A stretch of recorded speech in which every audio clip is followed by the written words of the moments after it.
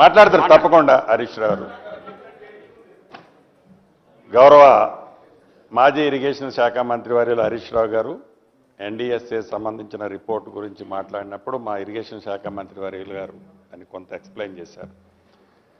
ప్రధానంగా 7వ బ్లాక్ ఏదైతే మేడిగడ్డకు సంబంధించిన 7వ బ్లాక్ ఒక్కటే కూలిపోయింది. ఆ 7వ బ్లాకు రీకన్స్ట్రక్షన్ చేసి దాన్ని మనం దాంతోపాటు మిగిలిన అన్నారం సుందిళ్ళ ప్రాజెక్టు మేడిగడ్డ ప్రాజెక్టు కూడా వాటర్ నింపొచ్చు అనేది గౌరవ మాజీ ఇరిగేషన్ శాఖ మంత్రి వర్యులు చెప్తున్నది. అయితే సరే చెప్పారు వారు అంటున్నారు. ఇక్కడ ప్రధానంగా మీరు గమనించాల్సింది అసలు ఈ ప్రాజెక్టు ఈ 7వ పిల్లర్లో 7వ బ్లాకులో ఏదైతే డ్యామేజ్ జరిగిందో 7వ బ్లాకులో సపరేటు టెక్నాలజీ ఏమి వాడలేదు. ఒక్క మేడిగడ్డలోనే ఆ టెక్నాలజీ వాడలేదు. ఆ 3 బ్యారేజీలకు సంబంధించిన దాంట్లో ఒకటే టెక్నాలజీ వాడటం జరిగింది అధ్యక్ష. ప్రధానంగా ఈ డ్యాము కానీ మిగతా డ్యాములకు కానీ ప్రమాదపు అంచనం ఉండటానికి కారణం ఒక్కటే.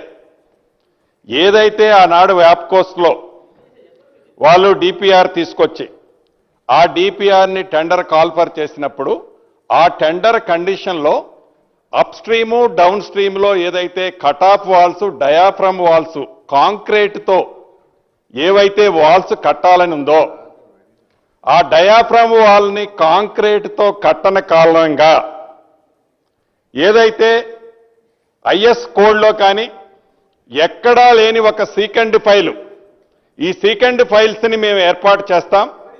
ఈ సీకండ్ ఫైల్ని ఏర్పాటు చేస్తే మాకు ఎమ్మటే పూర్తవుతుంది అనేది ఈనాడు ఆనాటి ఇరిగేషన్ శాఖ మంత్రి వర్యులు కేవలం మామగారు చెప్పారు, అల్లుడు గారు ఇంప్లిమెంటేషన్ చేశారు.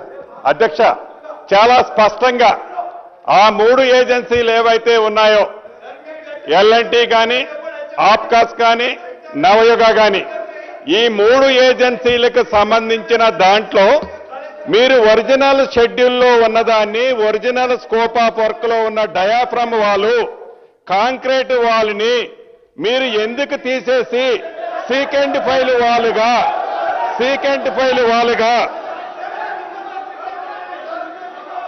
అధ్యక్ష సీకెండ్ ఫైల్ వాలుగా మీరు చేంజ్ చేశారు.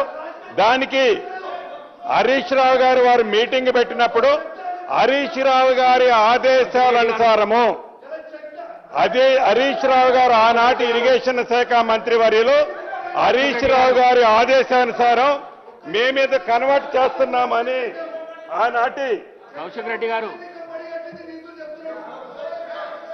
హరీష్ రావు గారు దాన్ని సీకెండ్ ఫైల్ గా చేంజ్ చేయమని చెప్పితే మేము చేంజ్ చేయండి అనేది ఆప్కాన్స్ కంపెనీ వాళ్ళు ఆనాడు చీఫ్ ఇంజనీర్కి లెటర్ పెట్టింది ఇది అధ్యక్ష.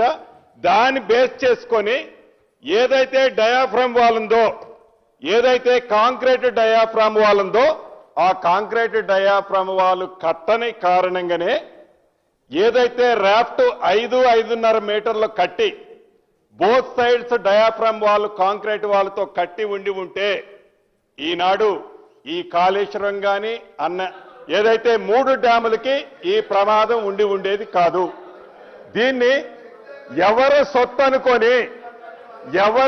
అనుకొని దీన్ని ఇలా కట్టడానికి ఎవరు ఆదేశాలు ఇచ్చారనేది కూడా ఒక్కసారి మీరు ఆలోచించాల్సిన అవసరం ఉంది అధ్యక్ష.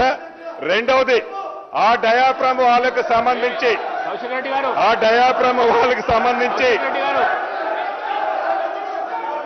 ఈ సీకెండ్ ఫైల్కి సంబంధించిన దాంట్లో ప్రధానంగా ఆనాటి మంత్రివర్యులు తప్పకుండా బాధ్యులు వీరు అధ్యక్ష. అదే ఆ రిపోర్ట్లో గోస్ కమిషన్ రిపోర్ట్లో ఇవ్వటం జరిగింది అధ్యక్ష. ఈ సీకెండ్ ఫైల్ అనేది ఈ పెద్ద రివర్స్ ఏవైతే ఉన్నాయో ఏదైతే ఈ బ్యారేజీలు ఏవైతే ఉన్నాయో ఈ బ్యారేజీల్లో ఈ రాష్ట్రంలోనే కాదు ఈ దేశంలో ఇంత పెద్ద ఎత్తున ఈ సీకెండ్ ఫైల్స్ తో కట్టిన డ్యాములు కానీ అదే రకంగా బ్యారేజీలు కూడా లేవు అధ్యక్ష. ఏ టెక్నాలజీ లేదో ఆనాడు ఆ మీటింగ్ పెట్టినప్పుడు ఆ శాఖ మంత్రివర్యులుగా ఉన్న హరీష్ రావు గారు ఆనాడు సిడిఓగా ఉన్న వాళ్ళని ఇతరత్ర ఏమి జరిగిందో వారు ప్రత్యక్షంగా ఘోష్ కమిషన్ ముందుగా చెప్పడం జరిగింది అధ్యక్ష. ఆనాడు అధికారులు కానీ ఆనాడు కాంట్రాక్టర్లు కానీ ఎవరిది ఏముండదు అధ్యక్ష. మామగారు చెప్పారు, అల్లుడు గారు ఇంప్లిమెంట్ చేస్తారు. ఈ రెండిటి సబ్జెక్టు తప్ప ఆ డ్యాము మిగులుద్దా? అసలు మనం టెక్నికల్ గా మనకి ఏముంది? ఏదైతే అధికారులు ఇంజనీర్లు టెక్నికల్ గా చెప్పేదాన్ని మనం ఎందుకు ఆచరించట్లేదు అనేది మిస్ అయింది అధ్యక్ష. మీరు చూశారు అధ్యక్ష ఈ మేడిగడ్డ బ్యారేజ్ దగ్గర కూడా ఏదైతే 7వ బ్లాక్ కూలిందన్న దగ్గర ఫామ్ హౌస్ లో ఏదైతే కేసీఆర్ గారి ఫామ్ హౌస్ లో ఒక పెద్ద బావి ఉంటుంది అధ్యక్ష, 2 ఎకరాల్లో అంత పెద్ద పిట్టు ఇక్కడ పడ్డది అధ్యక్ష.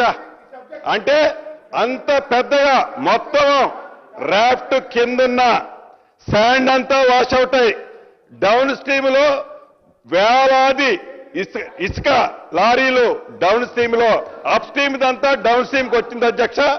దాని కారణంగానే ఒక్క మేడిగడ్డలోని 7వ బ్లాక్ కాదు, ఈ 3 బ్యారేజీలకు సంబంధించిన మొత్తం ఏ టెక్నాలజీనైతే వాళ్ళు కట్టారో ఆ టెక్నాలజీ మీదనే ఎన్డీఎస్ఏ క్వశ్చన్ చేయడం జరిగింది అధ్యక్ష.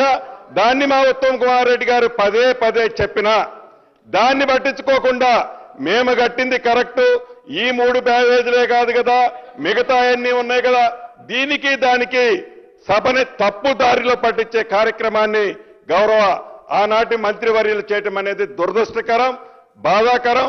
ఇప్పటికైనా ఘోష్ కమిషన్ ఇచ్చింది కానీ ఎన్డీఎస్ఏ ఇచ్చిన రిపోర్ట్ కానీ విజిలెన్స్ ఈ 3 కూడా సిమిలర్ గా ఉన్నాయి అధ్యక్ష. దీనికి కారణం ఒక్కటే, నిజంగా ఆనాడు తప్పు జరిగింది కాబట్టి ఏదైతే ఆ డయాఫ్రమ్ వాలు కాంక్రీట్ తో కట్టి ఉంటే ఈనాడు ఆ ప్రాజెక్టులకి ఆ ప్రమాదం వచ్చేది కాదు. ఆ డయాఫ్రమ్ వాలు కట్టిని మార్చిన దాంట్లో వారి మామగారిది వారి అల్లుడు గారే బాధ్యులని ఈ సభ ద్వారా రాష్ట్ర ప్రజలకి ఈ సభకి నేను తెలియజేయదలుచుకున్న అధ్యక్ష. Speaker sir.